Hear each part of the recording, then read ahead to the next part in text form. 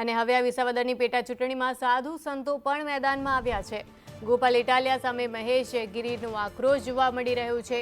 ઇટાલિયાએ સનાતન ધર્મ વિરોધી પ્રવૃત્તિ કરનાર છે તેવું તેમણે કહ્યું છે। ધર્મ છે તો આપણે છીએ તેવું મહેશ ગીરીએ કહ્યું છે। અને કંસ રાવણની જેમ ગોપાલ ઇટાલિયા ધર્મ વિરોધી છે। આ નિવેદન તેમના દ્વારા આપવામાં આવ્યું છે। વિસાવદરની પેટા ચૂંટણી કે જેને લઈને વિવાદ સર્જાઈ રહ્યા છે અને ગોપાલ ઇટાલિયા સામે હવે મહેશ ગીરીનો આક્રોશ પણ જોવા મળી રહ્યો છે। એટલે સીધી રીતે સાધુ સંતો પણ હવે મેદાને આવ્યા હોય તેવું લાગી રહ્યું છે।